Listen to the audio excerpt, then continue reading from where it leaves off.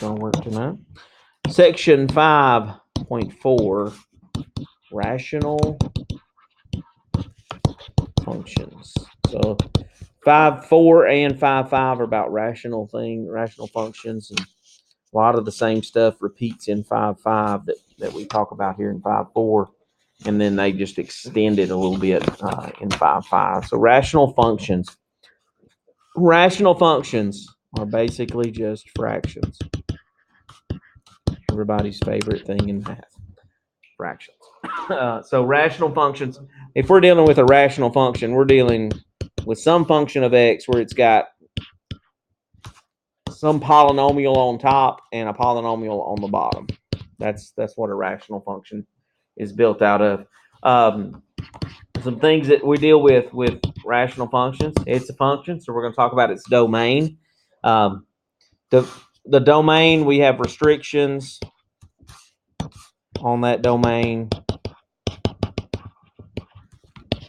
that are found by setting the denominator equal to 0.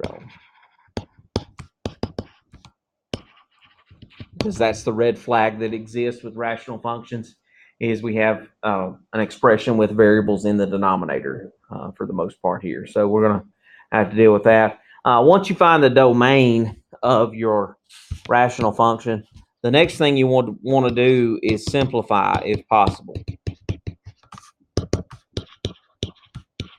Cancel out matching factors. Okay.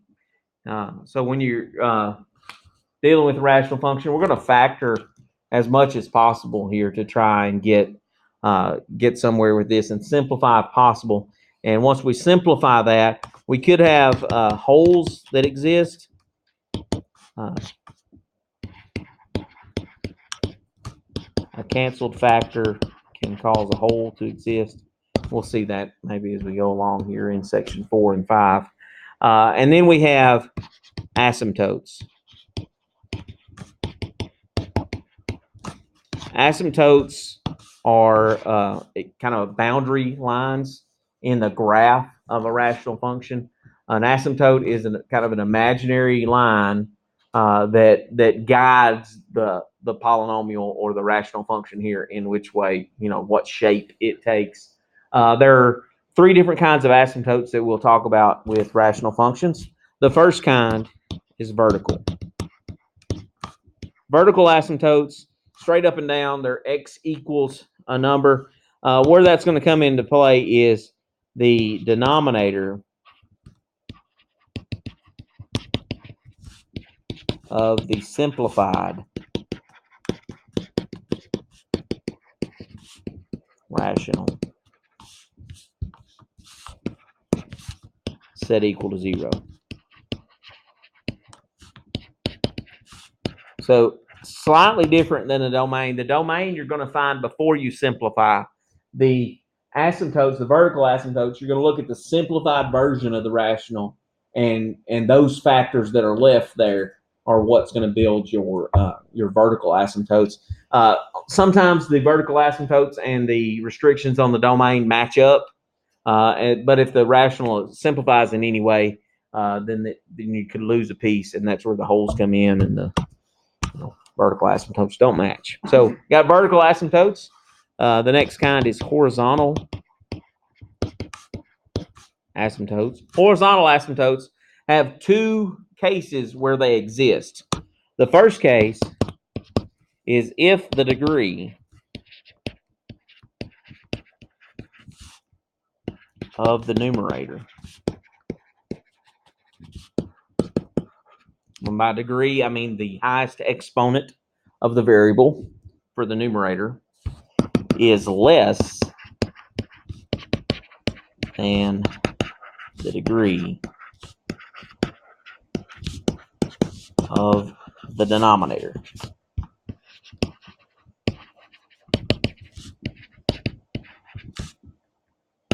So here's what that looks like. Here's an example.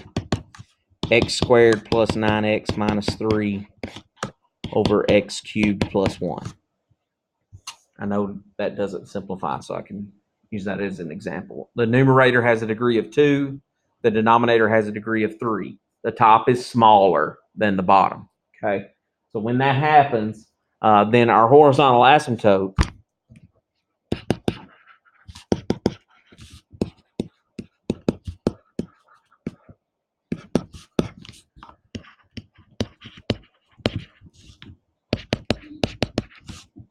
and we'll abbreviate that here as we go along as HA is y equals 0. Okay, be the equation y equals 0. If the numerator has a degree smaller than the denominator, then that horizontal asymptote is going to be at y equals 0. That's the first case. The second case in which you would have a horizontal asymptote is if the degree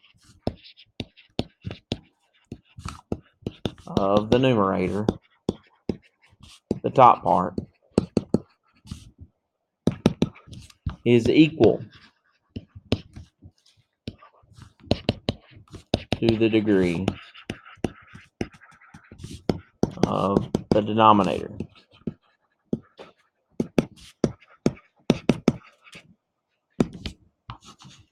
Example of that, we'll call it g of x. Maybe it's something like 3x squared plus 5x minus 7 over 4x squared minus 2x plus 13. Degree of the top is 2, degree of the bottom is 2. They're the same. Okay. Then, if that's what's happening with the problem, then the horizontal asymptote, HA, is at y equals a over b, the ratio of the leading coefficients.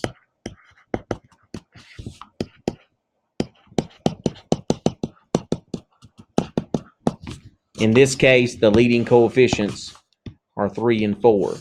So our horizontal asymptote for this particular problem would be y equals 3/4.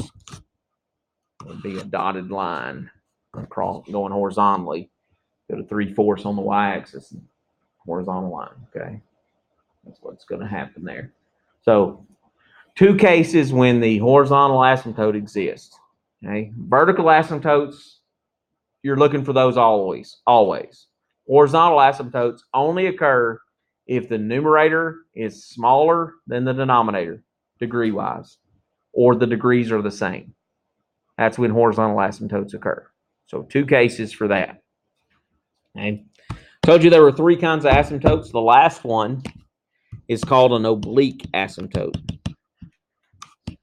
You might hear some folks call it a slant asymptote. So if you went to Khan Academy or some other site and just searched in asymptotes, you might find somebody calling it a slant asymptote. I think that's more of a kind of like we say y'all around here. It's just how you name it. They mean the same thing. So oblique is more the modern term, I think, for most math classes these days. But we called them slant asymptotes back in the dark ages when I was in math class in high school. So slant asymptotes, oblique asymptotes mean the same thing. Slant or oblique asymptotes only occur if the degree of the numerator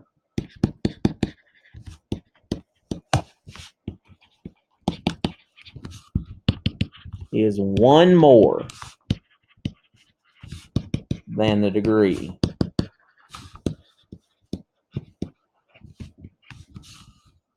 of the denominator.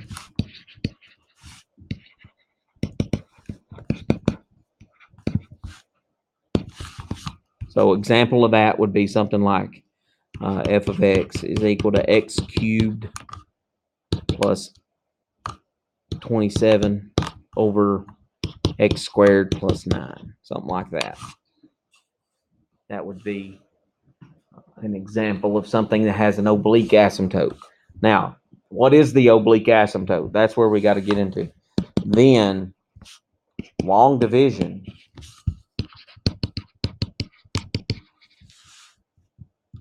is used. find the oblique asymptote.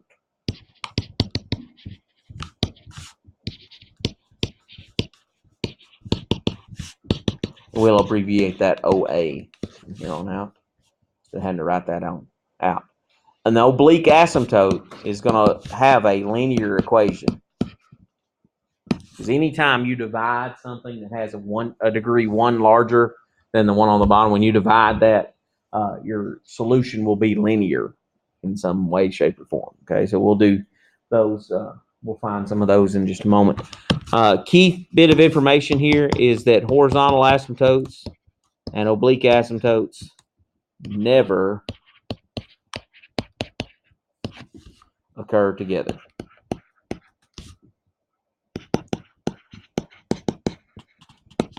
Okay. Horizontal asymptotes only happen if the degree of the top is smaller than the degree of the bottom, or the degrees are the same. So that could never be a case where it's an oblique asymptote and a horizontal. How could the degrees be two different ways? They're not ever going to happen together. So if you have a horizontal asymptote, you know you don't even have to work on the oblique asymptote. If you know that there's an oblique asymptote, you can just skip the horizontal asymptote stuff. Okay. It is possible for a rational function to not have either of those. Okay. Vertical asymptotes, or if it's rational, usually it's a vertical asymptote is going to be there. But horizontals and obliques are not always there. They have to meet these rules to be there. Okay. If it doesn't meet those rules, then they don't exist on that particular problem. Okay. So we'll look at some of that. Let's look at some problems. Let's find the domain, the asymptotes for a particular rational function here. So put this into practice out of there. All right. Example A. Here's our function. F of x is equal to x squared plus 7x plus 12 over 4x squared minus 1. Okay.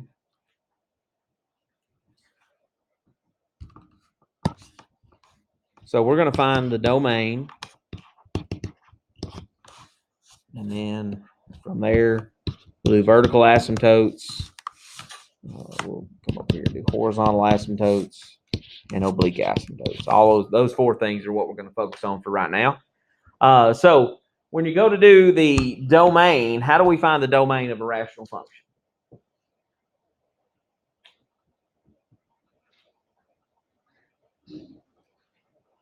What's the red flag that exists in this particular problem? I got an x in the denominator. That's what it is. So we got 4x squared minus 1 in the denominator. So what we're going to do is we're going to set that equal to 0. Here's your kind of lesson of the day here is there are several ways to solve that. You want to be able to factor it, though, because with rational functions, factoring is something that you need to be able to do because it could simplify the rational expression. So you want to try to do that by factoring, and that's a difference of squares that factors as 2x plus 1 and 2x minus 1. And so not find yourself you don't remember doing that, you might find yourself a link somewhere to factoring differences of squares. And then you set each of those equal to 0. And both of those are going to give you that x cannot be plus or minus 1/2. Right? And if you did that in interval notation, negative infinity up to negative 1/2 union negative 1/2 to positive 1/2 union 1/2 to positive infinity. So the interval notation stinks for that stuff, but be able to do both. Set notation is a lot easier there. Now, the reason you want to use factoring is because you want to try to simplify this rational function by factoring the numerator and the denominator. So I've already got the factoring done for the denominator because I use that to solve for my domain. Let's factor the numerator. I use this X method thing. Started teaching that in Algebra 1 today. They were amazed. So what multiplies to be 12 and adds to be 7. 4 and 3. So it's x plus 4 and x plus 3, the factors for that one. Does that one simplify any? No, none of the factors on top match any of the factors on the bottom. So we can't simplify it any. We're just trying to find out if we can. Okay. Some of you may be able to factor things in your head and just be able to look at it and say, that doesn't factor, doesn't cancel. So because it doesn't simplify any, our vertical asymptotes are going to be the same thing as our restrictions on the domain. We're going to have vertical asymptotes at -1/2 and +1/2. So these two equations are our vertical asymptotes. Those are the same numbers that are the restriction on our domain. Sometimes it'll be the same. Sometimes if something cancels out, then you'll lose one of the vertical asymptotes that comes from the domain. Okay. We'll see some of that in just a little bit. Okay. Looking at the original problem, does this one have a horizontal asymptote or an oblique asymptote or neither of those? Okay, what rule does it pass for horizontal? That's right.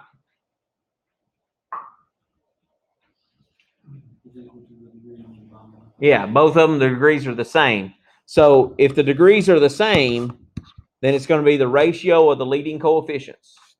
The leading coefficient means the number that's in front of the x squareds in this case, or whatever the highest exponent is. So x squared, we got 1 over 4. So we have a horizontal asymptote at 1 over 4. Since it has a horizontal asymptote, what do we know about the oblique asymptote? It doesn't have one. So none. Okay. Now, if we look at the graph of this equation with a graphing calculator, I want to show you what that's looking like. So I'm going to get my stuff I was doing earlier today off of there. Oops, that plot turned off. It'll mess us up. So I'm going to, in parentheses, the top is x squared plus 7x plus 12. Close the parentheses, divided by, open up another set, 4x squared minus 1. So when I graph that original polynomial, you see some stuff. I'm going to hit zoom 6. So you can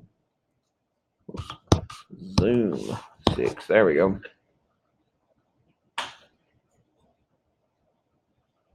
All right. So here we see some things happening. Right here is -1/2. Notice how the graph is getting vertical real close to -1/2. The same thing over here is happening at +1/2. That the graph, these invisible dotted lines are the asymptotes, or vertical asymptotes at -1/2 and +1/2. What's happening to the graph at y equals 0, or y equals was it 1/4? Is our number 1/4? Look at it; it's getting flat right there. This side kind of crossed it, but that's okay. You can cross horizontal asymptotes. You can't cross vertical ones. But it gets flat right there. We can kind of see that happening here with this graph. Okay, when you look at the graph of the original polynomial or rational function in our case here, you should be able to kind of see where some of the things are going to happen. You know, if it's getting vertical, you know you got a vertical asymptote somewhere close to there. If it's flattening out, you know you got a horizontal asymptote somewhere close to there. If it's slanted, like it comes in a shape, kind of does this number, then you know you got like a slant asymptote or an oblique asymptote happening there. You can kind of see that happening with your graph to verify some of this stuff. Okay, let's look at another example and see what we can do with it. Same ideas though. Here's our function. G of x is equal to x squared plus 7x plus 10 over x cubed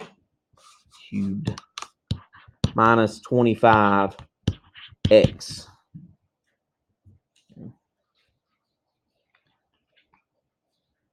So again, we're going to find the domain,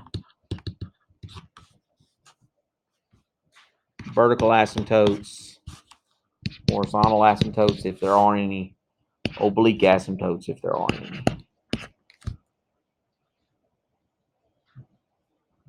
So one of the things that I kind of do here is I know I'm going to factor everything anyway, so I just do all the factoring at once. My brain gets going with the factoring and I go from there. So if I factor the x cubed minus 25x, I know that's x times x squared minus 25. But what do I know about x squared minus 25? It's a difference of squares, so it's actually x plus 5, x minus 5. So I factored that denominator. I usually start with the denominator because I'm going to use it first anyway. And then the numerator, I need something that multiplies to be 10 and adds to be 7. 5 and 2. So that's x plus 5, x plus 2. Okay. So once I get everything factored, I go find the domain right then. Don't simplify yet. Find the domain before you simplify. So I'm going to take the domain out of the denominator. So x plus 5, x minus 5. Set that whole thing equal to 0. Since it's already factored, now what do I do with each factor? Set each of them equal to 0. So x equals 0, x plus 5 equals 0, x minus 5 equals 0. Well, this one's already done. There's negative 5. There's positive 5. These are the restrictions on the domain. We'll do set notation here. Make it easier.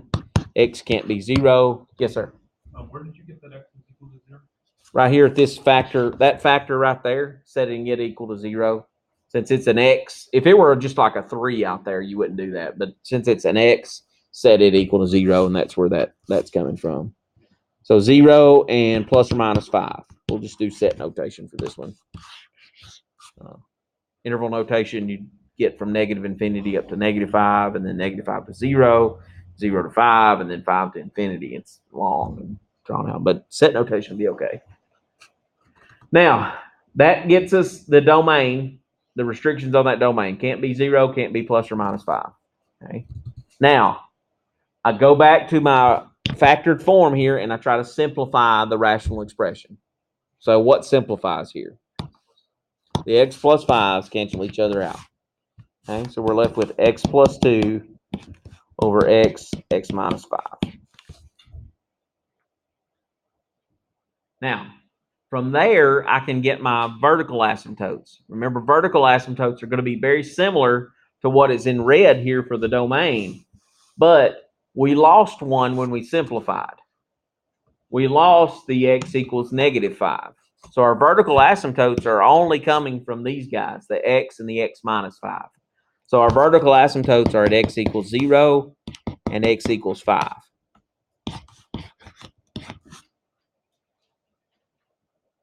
Whether you graph the original problem, if you type that in your calculator and graph it, or the simplified version here, you're still going to see the same picture. Okay?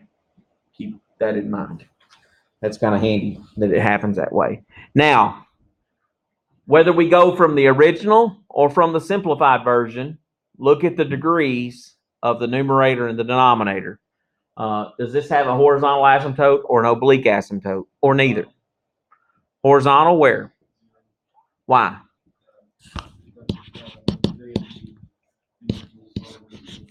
That's exactly right. The degree of the numerator was 2. The degree of the denominator was 3. That's coming from the highest exponent on top is 2. The highest exponent on the bottom is 3. So the top is smaller than the bottom. So that makes the horizontal asymptote at y equals 0. What's that mean about the oblique asymptote? There can't be one. Does not exist, or none. There. If we graph that equation,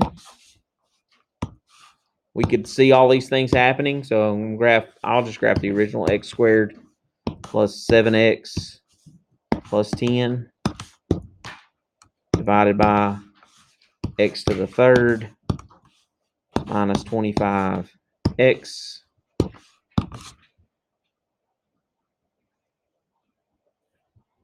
So we lose a little resolution here on this, but we see here at x equals 0, it's getting vertical. If you zoom in here, you're going to see that line extending. What happens is the resolution of the calculators can handle that. But it is continuing to go down here and continue to go up here. So that's that vertical asymptote at x equals 0. Here's our vertical asymptote at x equals +5. And then there's a little gap. It's really hard to see right there, but there is a little gap in that blue line right there. If I were to, I'm going to zoom in there so you can really see it. Zoom in. And I'm going to go to -5. I can't do it that way. Zoom in. I'll move over. Get a bunch of clicks in there and let it catch up. Whoa, too many.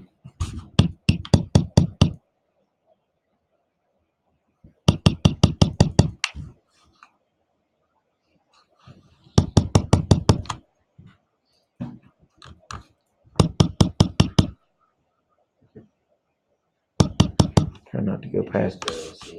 Yeah. Yeah. It's hard to see. I didn't go over far enough. Trace -5. Not on the screen, so I can't do it that way. Zoom 6. Zoom. Yeah, it's right there at -5. Zoom integer 8.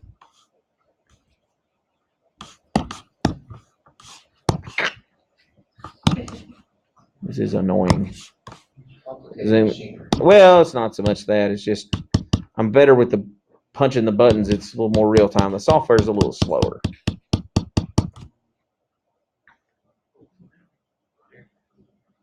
Stop. Oh dear. A little more. Come on. Video games don't make papers violent, lag does. Yeah, there you go. I guess. I tried to find stuff to emulate this software on, but it's so hard to find if you don't own the calculator. All right, so we're close there.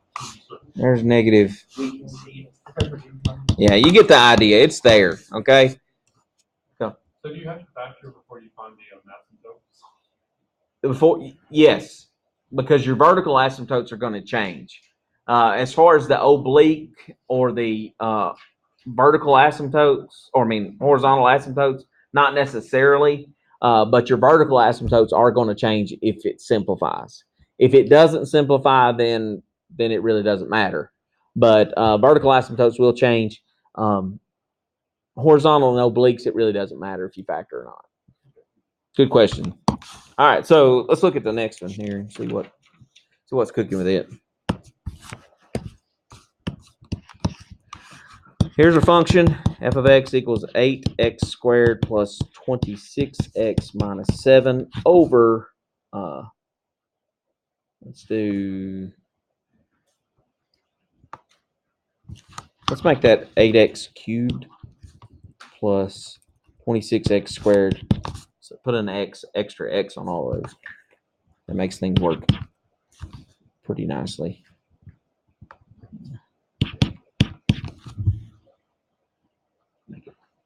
Make it a little bit more fun, maybe. Okay, so we're still going to do all of the same things. Domain, oblique, or vertical asymptotes, horizontal asymptotes, oblique asymptotes. Okay, so domain. Well, let's factor first. So the denominator's nice, and it doesn't need factoring. The numerator needs factoring. So I can factor out an x. Get 8x squared plus 26x minus 7. And then I've got to factor that guy. So negative 56 had to be 26. 28 and 2. Make that 2 negative. That's going to be 8x squared plus 28x minus 2x minus 7. I group that. 4x, that'll be 2x plus 7 minus 1, 2x plus 7. So the factors on the top are x 4x minus 1, and 2x plus 7. Yikes. So there we go. Rewrite here. 4x minus 1, 2x plus 7. There we go. The denominator is still 4x minus 1.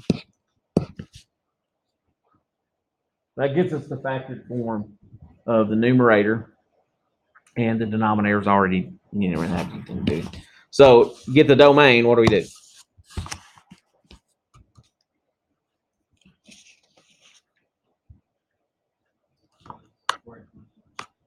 Four x minus 1 equals 0. 4x minus 1 equals 0. X cannot be 1/4. X such that x does not equal 1/4. We'll go ahead, and since that's a pretty short one to do with interval, go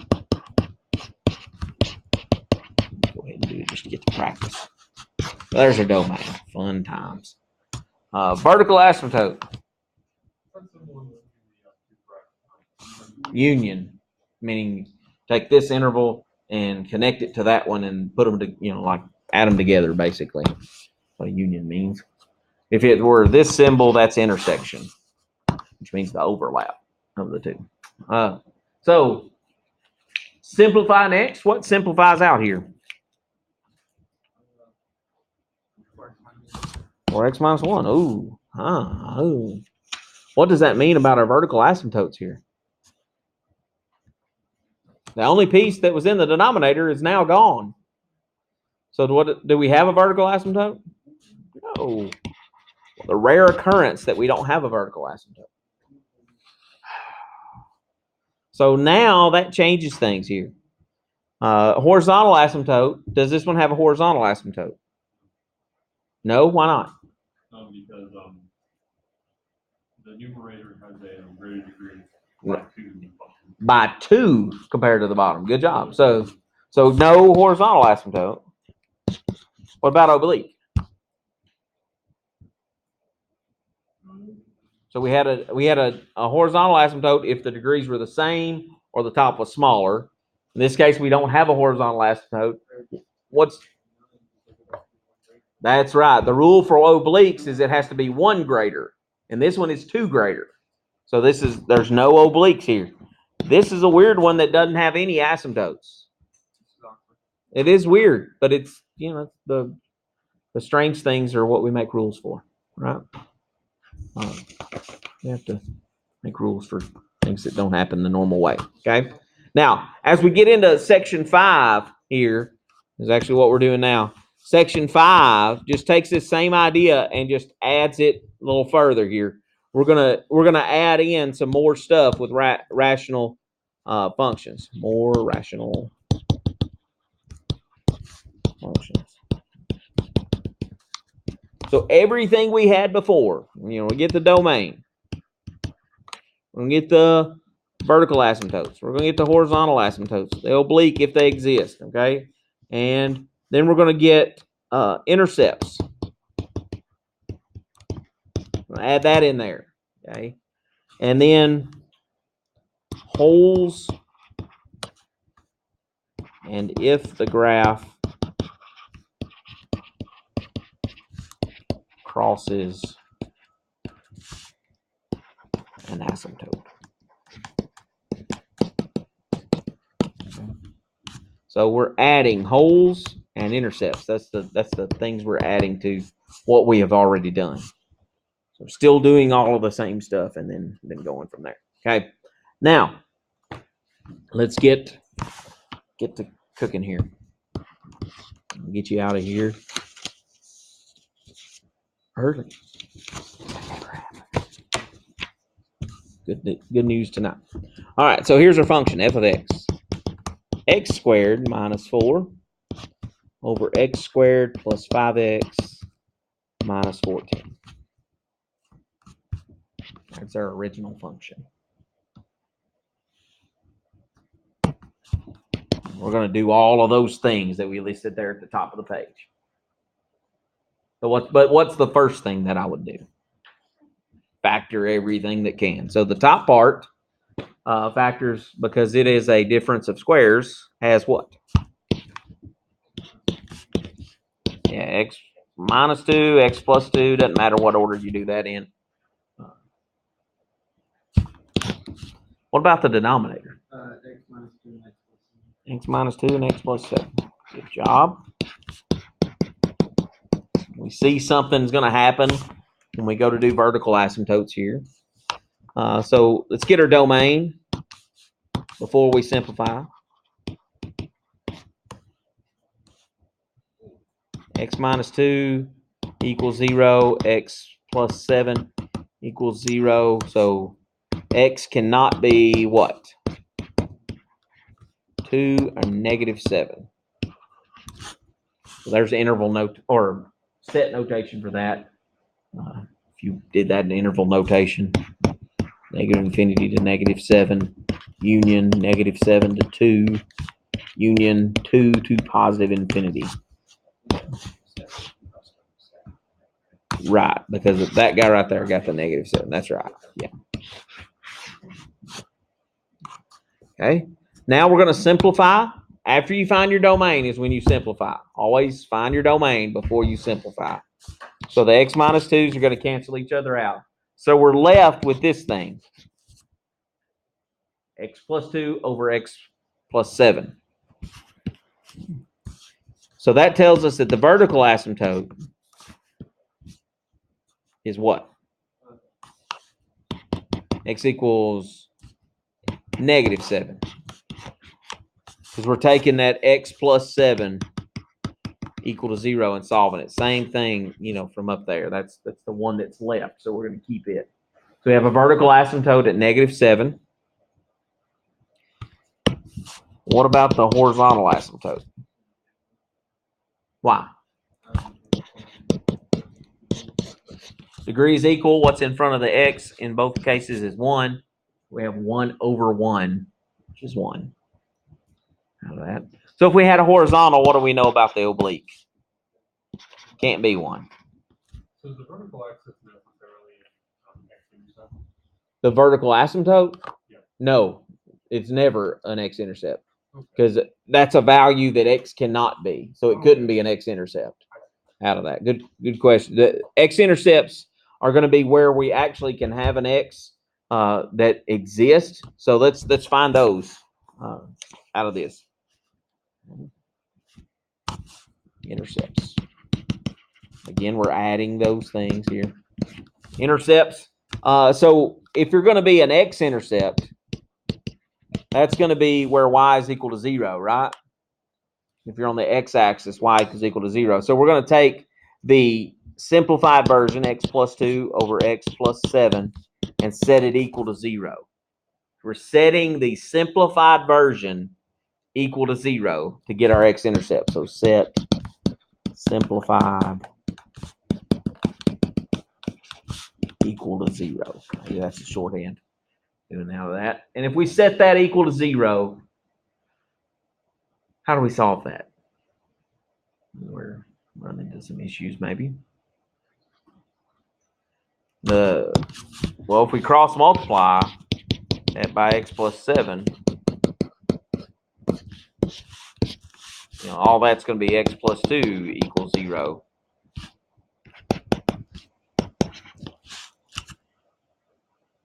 So x equals negative 2.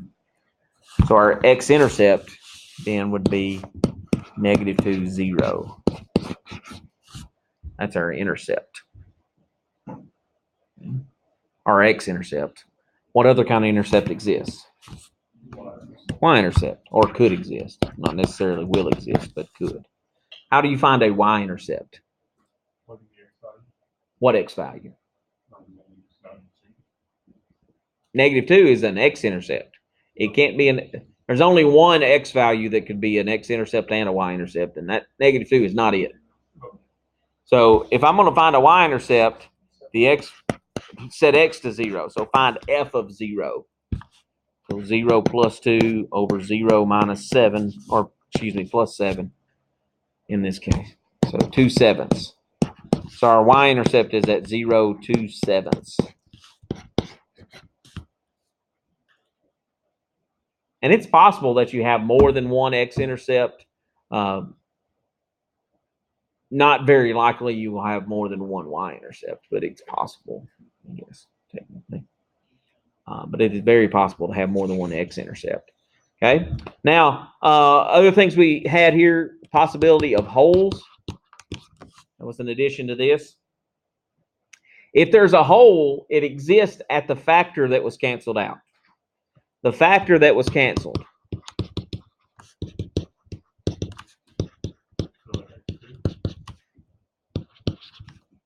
is x minus 2, and then x minus 2 equal to 0 would be x equals 2. So there is a hole at 2, but what's the y value at 2?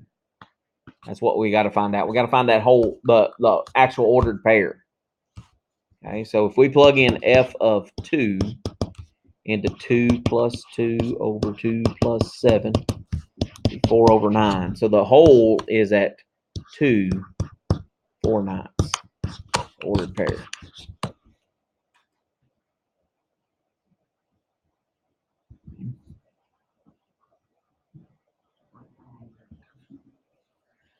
All right, so now the other question would be whether or not it crosses the asymptote. Well, we've got a vertical asymptote at x equals -7. We got a horizontal asymptote at y equals 1. Which one could it cross? I mentioned this earlier. We weren't working with that. It could cross the horizontal one. We want to know if it does. If it does, then we'll have an x value that works for that y value. Because a horizontal asymptote, remember, is y equals 1. So if y is equal to 1, is there an x value that makes that happen? So what we want to do then is find that. So we set x plus 2 over x plus 7 equal to 1. This is our y equals 1, the horizontal asymptote. That's where we're getting that 1 from. And if we solve that, again, multiply by x plus 7 by cross multiply. That's x plus 2 equals x plus 7. What happens to this one if we try to solve it? If I move the x's, what happens to both of them? 2 equals 7. That doesn't happen. So there's no value that would give us a y equals 1. So this tells us that it does not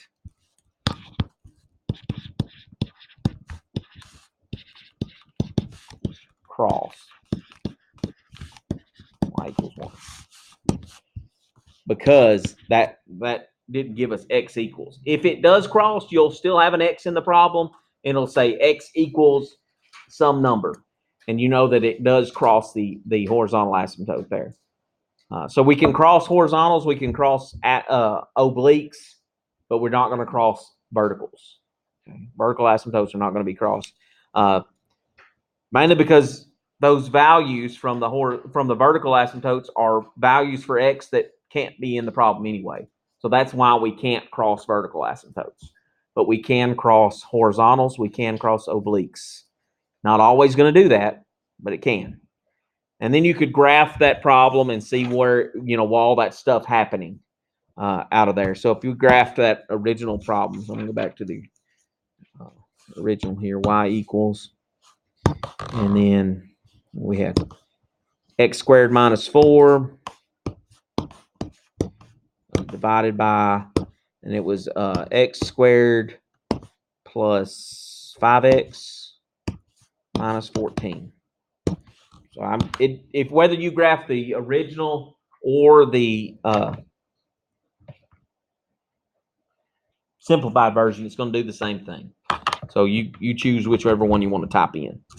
I went to the original. I'm going to hit zoom 6. See all that fun stuff happening there. So there's our vertical asymptote. There at the -7.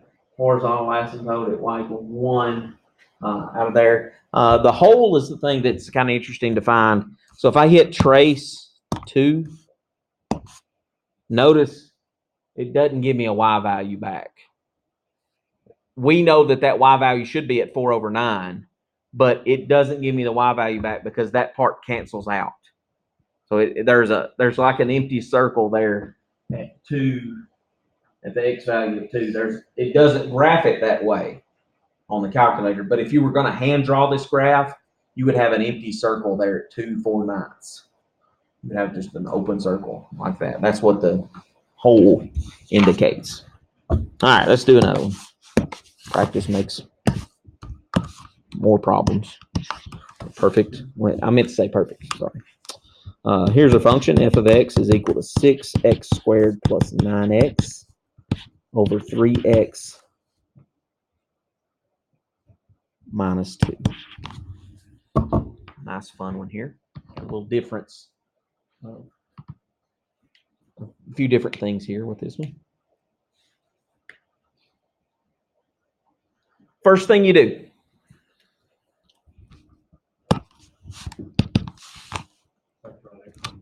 Factor out an x. Is x the only thing you can factor out on top?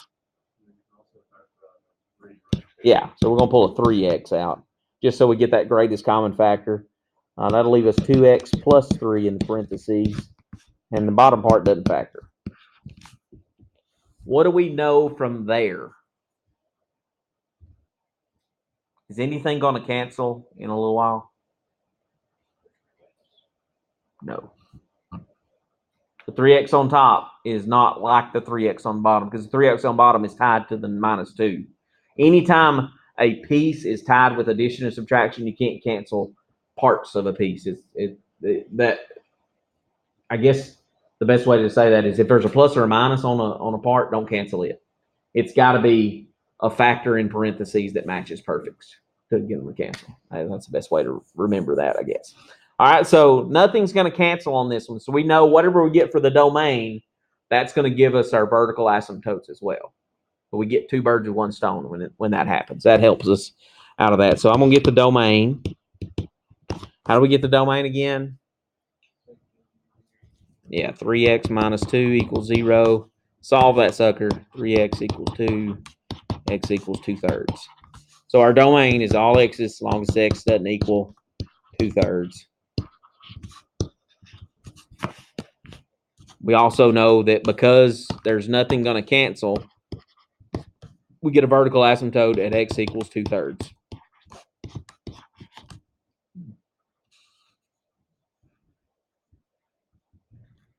All right. Horizontal asymptote. Why not?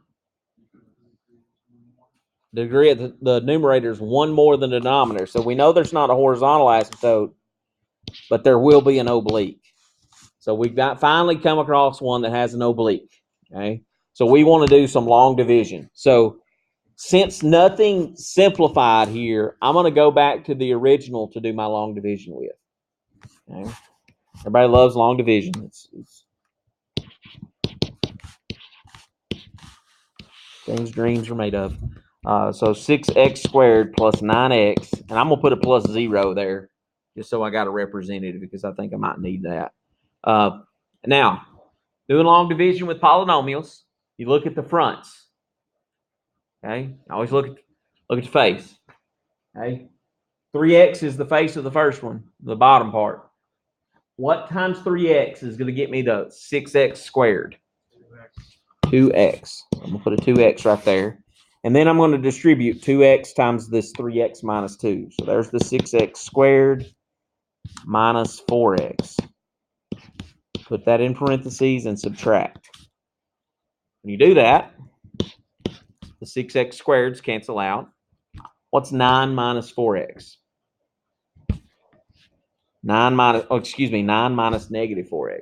Say that correctly. 13x. And I'm bringing down the plus 0. Now, here's a little more difficult problem. What times 3x gets me 13x?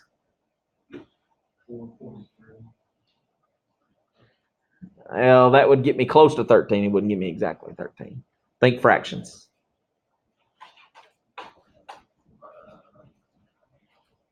It's 4.3 repeating, technically. Which is what is an improper fraction? 13 over 3. It did not bust it. I was going to die. Broke my watch because I would not be able to go home. My wife would kill me. All right. So we get 13 over 3 there. Easy way to do that is just say 3 times b is equal to 13, and then just solve for b. There's the 13 over 3. That's where that's the easy way to do that. Do it in your head is wonderfully challenging and great, but it doesn't help you. So 2x plus 13 over 3. 13 over 3 is 4.3 repeating. That's right. But we want to exact there. So our oblique asymptote is this equation, 2x, y equals 2x plus 13 over 3. That's our oblique asymptote. That's a linear equation. It has a slope of 2. The y-intercept is at 4.3 repeating. That's where that's happening at. Okay? Now. Sir? Yes, sir. So when you were doing the long division of polynomials, I kind of got lost when you put the 6x squared. All right, so here I did what times 3x gets me here? 2x. So that's the 2x up here. Then I distribute 2x times 3x, 6x squared, 2x times -2 is the -4x. Okay, parentheses, subtract. And then you're looking at this. What times this gets me that? And you got the negative sign from the 3x minus 2? The negative sign on the 4 came from that, and it's always subtraction. Okay. In division. Always going to be subtraction on the outside of there. Okay? That clear you up? Okay. Good deal. Polynomial division, not something you do a ton, but it comes up at the most unopportune times.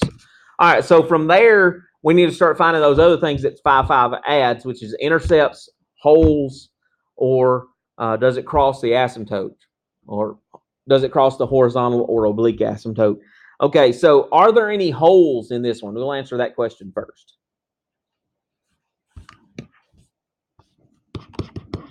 Why not? Because nothing canceled. If nothing cancels, there can't be any holes in the graph. Okay? There are no holes. Okay? Let's find the intercepts then, because that's always fun. I always start with the x-intercepts because they're always harder.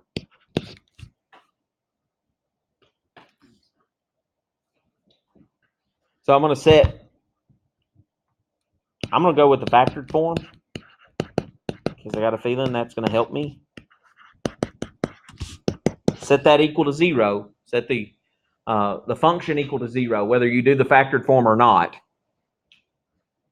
Set the function equal to 0. And then what happens to the denominator here? Technically, you're saying 3x minus 2 multiplied on each side, but it leaves. It just says, I'm out. Okay, so we're setting 3x times 2x plus 3 equal to 0. How many x-intercepts do I have? 2, because I have what? I have 3x as a factor, and I have 2x plus 3 as a factor. So this is going to give me x equals 0. This is going to give me x equals -3 over 2, or -1.5. You're keeping score. So our x-intercepts are at the origin, and then -3 over 2, 0.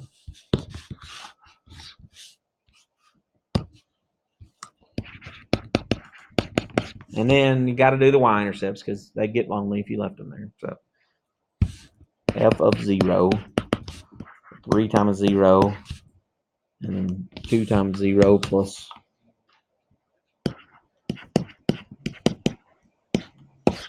What do you know? You get 3 times 0 minus 2. It doesn't really matter what you get on the bottom because the top part's 0.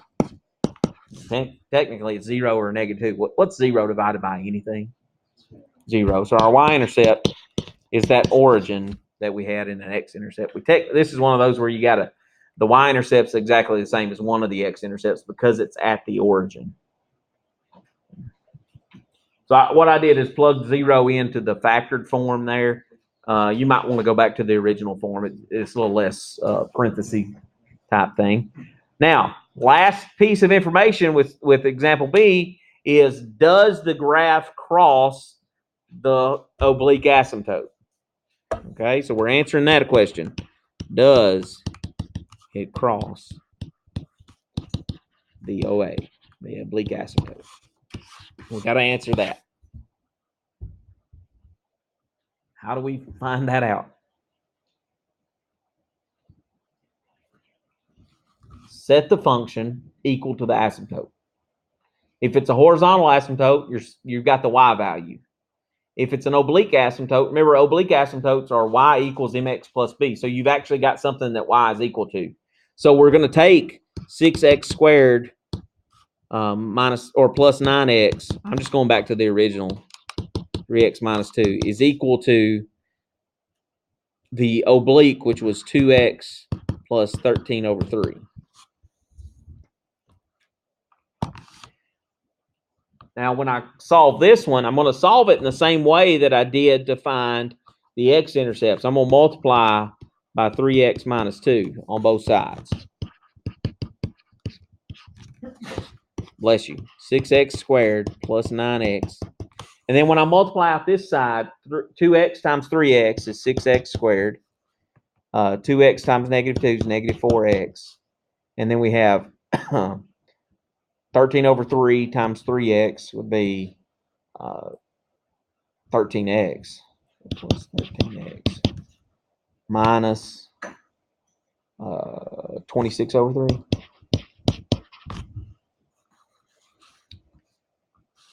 And simplify there. Get 6x squared plus 9x minus 26 over 3. 6x squared plus 9x. What happens to the 6x squareds? They're going to cancel out. What happens to the 9x's? And I end up with 0 is equal to negative 26 over 3. What's that mean?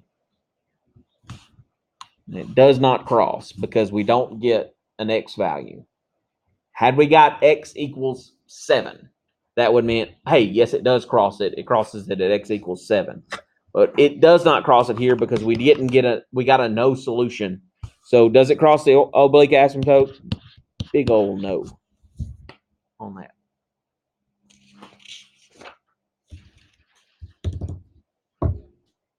All right, let's look at one last problem.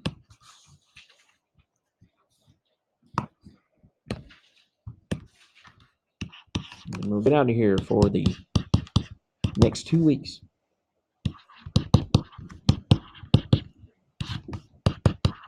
Or this rest of this week and next week. Don't get too excited. It's not 2 weeks in a row. We won't get too excited. Well, yeah, I can turn class out, but that's not going to be good for you. All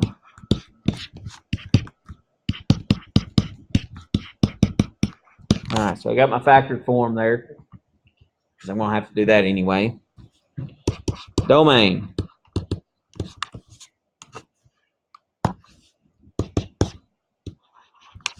What are the things x cannot be? X cannot be negative 4 or positive 3. Good news. If you didn't like those numbers, they're not included.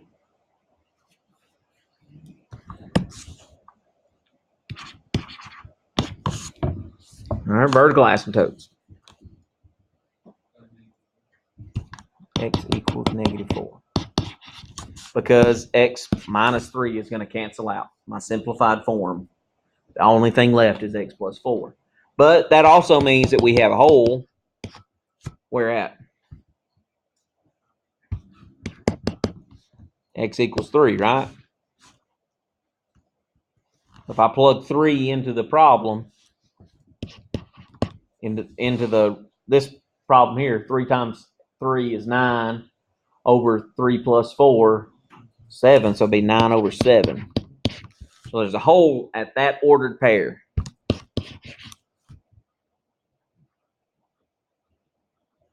So you find your vertical asymptotes and the hole at the same time. You know, because you're going to cancel out there. Now, horizontal asymptote. 3. The degrees are the same. You got x squared and x squared. So whether you go with the original or the simplified version, the degrees are still the same, right? So y equals the ratio of the leading coefficient, so y equals 3, which means our oblique asymptote does not exist. Good, we don't like doing long division anyway. All right. Now, intercepts, the next thing we got to find. So let's find some intercepts of these things. So x-intercepts, setting 3x over x plus 4 equal to 0.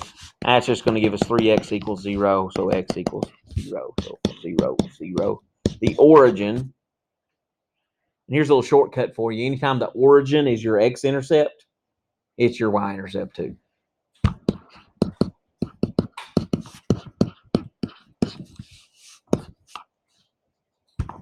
A little shortcut for you.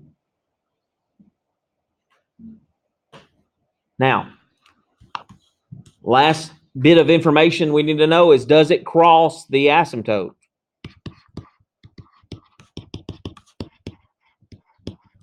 Y equals 3. So we're going to take the original I'm going to go to the simplified version, 3x over x plus 4, and set it equal to 3. Set it equal to whatever the horizontal or oblique asymptote is. Solve it.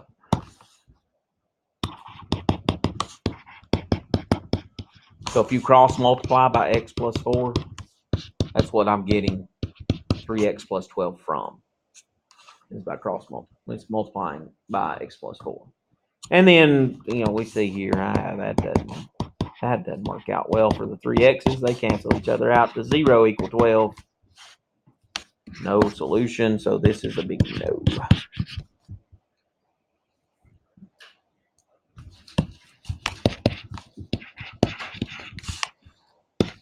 So on Canvas quiz or test, yes ma'am, go ahead.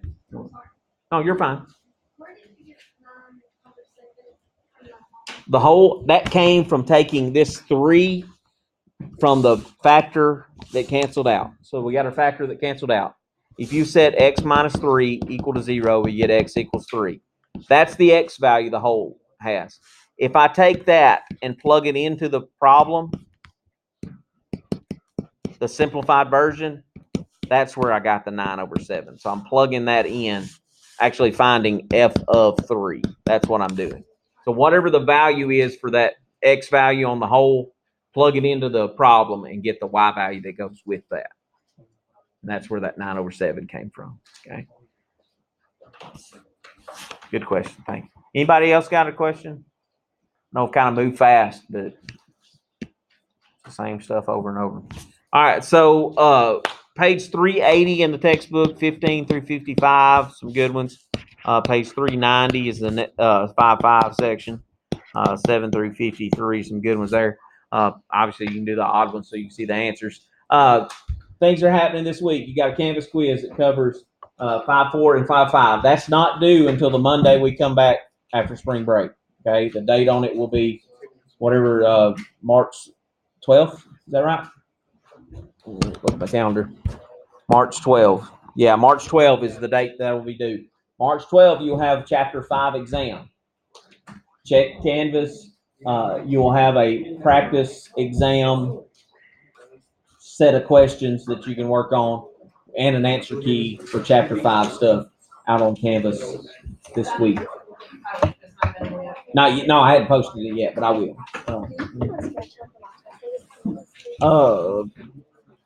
Let me check this. Hang on just a second. We need to stop the recording.